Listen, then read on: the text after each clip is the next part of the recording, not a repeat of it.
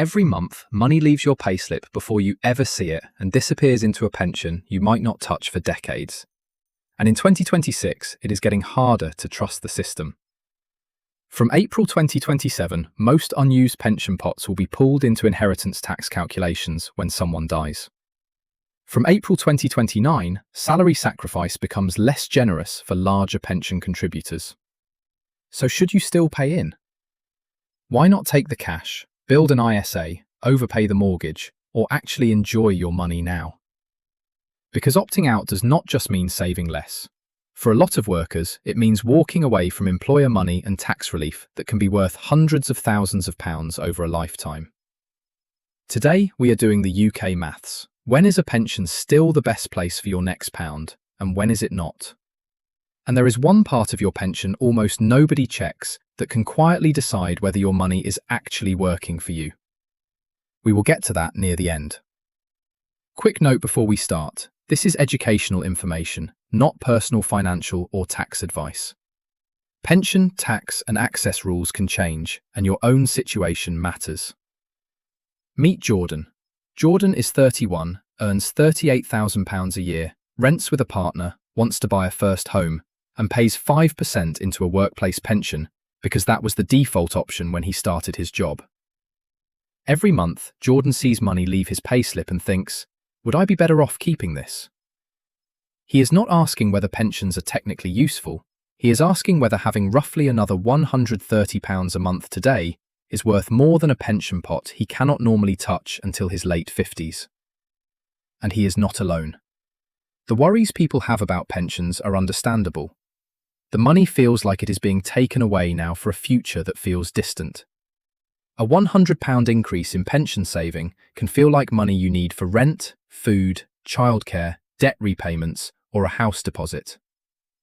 Then there is access. For most people, the earliest age they can access a private or workplace pension is currently 55. That rises to 57 on 6th April 2028.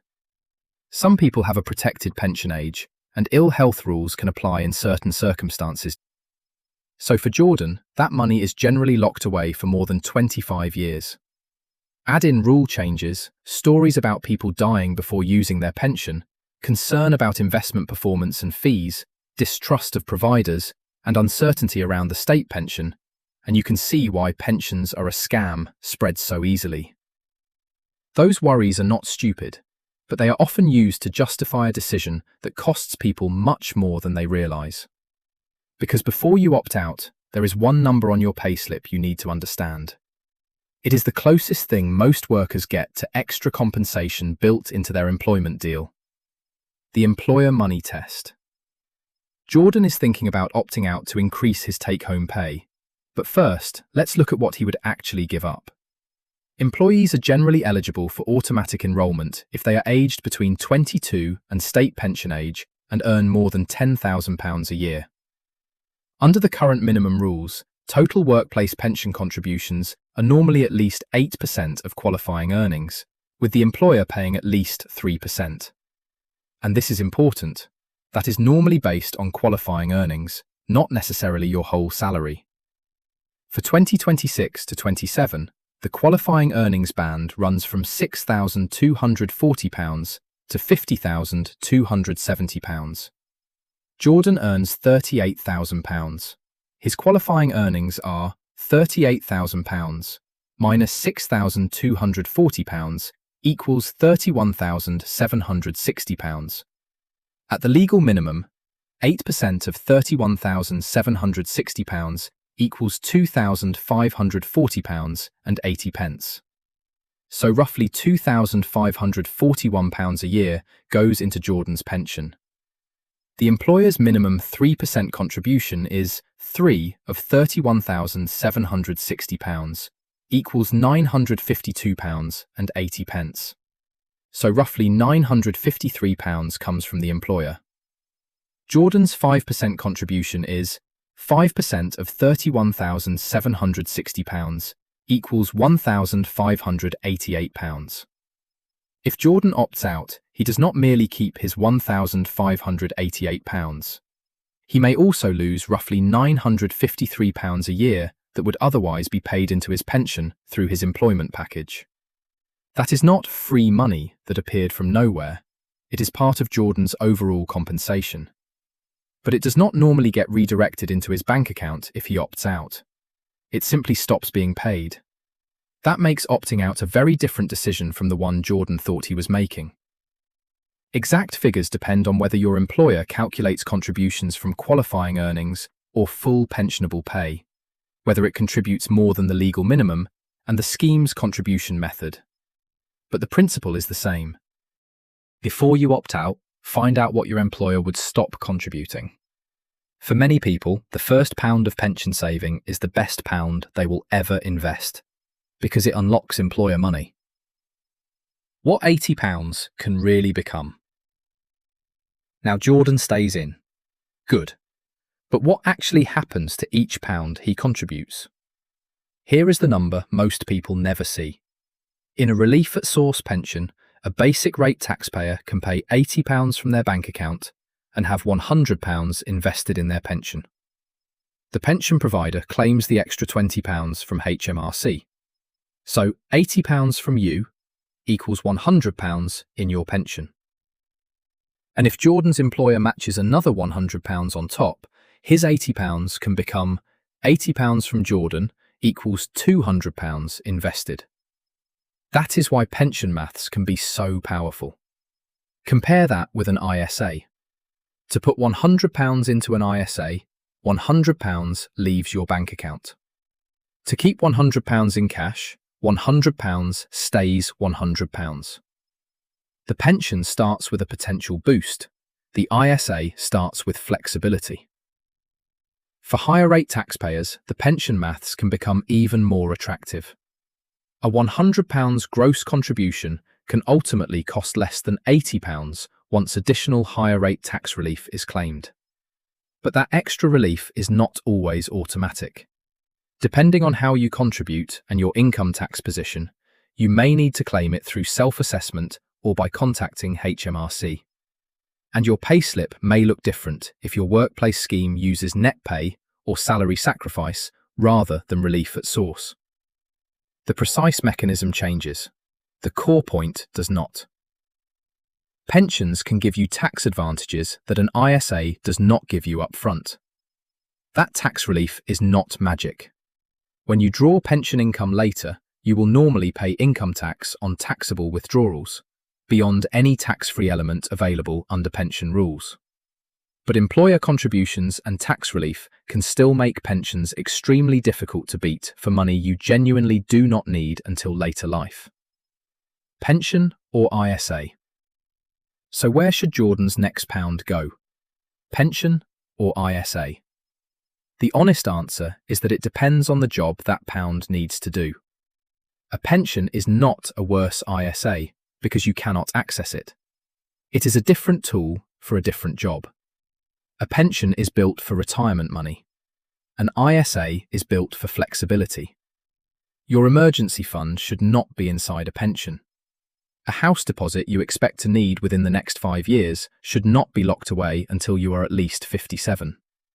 Money for childcare, moving costs, a wedding, a career break, or unexpected life changes needs to be accessible. And if you want to retire before pension age, you need money outside a pension to fund those early retirement years. That is why Jordan needs an ISA alongside his pension. He is saving for a first home deposit. That money has a job to do long before age 57. The pension is doing one job, the ISA is doing another. And the smartest plan for many people is not pension or ISA.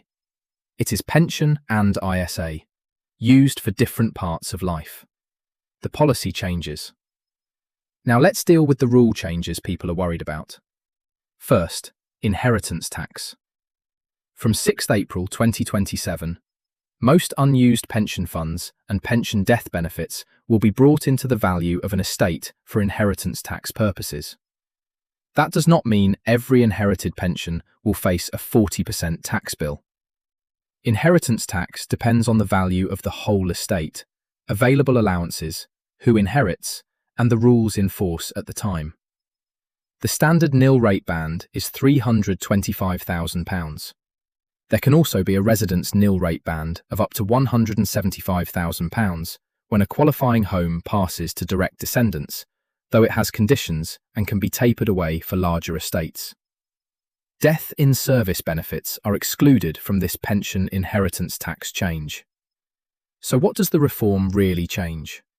It makes pensions less powerful for inheritance planning in some wealthier households, particularly people who expected to leave large, unused pension pots outside their estate. It does not mean a pension has become a bad place for ordinary workers to build retirement income while receiving employer contributions and tax relief. Second, salary sacrifice. Salary sacrifice lets an employee exchange part of their salary for an employer pension contribution. Traditionally, that could reduce both employee and employer national insurance, as well as supporting pension saving. From 6th April 2029, only the first £2,000 a year of pension contributions made through salary sacrifice for each employee will remain exempt from national insurance. Employer and employee NICs will apply to the excess. That does not abolish pension tax relief. It changes the national insurance saving for larger salary sacrifice contributions. So yes, the deal is becoming less generous at the edges. But less generous is not the same as bad. The thing almost nobody checks. Now for the thing that can quietly decide whether your pension is actually working for you. Your pension is a wrapper. It is not automatically a good investment just because money goes into it. What matters is what the money is invested in. Check the fund name, check the ongoing annual charge, check the asset mix, check the retirement age recorded by the provider, and check whether you're in a lifestyle fund designed to reduce investment risk as you approach retirement. That may be sensible for some people, but if you are 30 and your pension assumes you will retire at 65, your money could begin shifting into lower risk assets at a point that does not fit your actual plans. Do not assume default funds are bad. Many are designed to suit a broad range of workers, but broadly suitable is not always the same as right for you. And fill in your expression of wish form. That tells the provider who you would want to benefit from the pot if you die. It is one of the simplest pension admin tasks, and far too many people leave it blank. Ask yourself, do I know what my pension is invested in? And is that investment designed for my actual time horizon? When a pension is not the priority. Even a well-invested pension can be the wrong next move if your financial foundations are missing. Jordan has £2,000 on a credit card charging around 25% interest. He is considering increasing his pension contributions. In Jordan's case, keeping enough pension saving to capture the employer contribution may be sensible. But throwing every spare pound into the pension while paying 25% interest on credit card debt is likely to be financially backwards. The interest saved by clearing that debt is certain. Investment returns are not. So here is the 5-step framework. 1. Check your employer contribution before opting out. Capture the full employer match available where you can afford to do so. 2. Build accessible emergency savings. A sensible starting target can be 1 to 3 months of essential expenses, then more if your income is unstable, you have dependents, or you own a home. 3. Clear expensive debt. High-interest credit cards and costly borrowing can come before extra pension contributions above the amount needed to receive employer money. 4. Use pensions for genuine retirement money.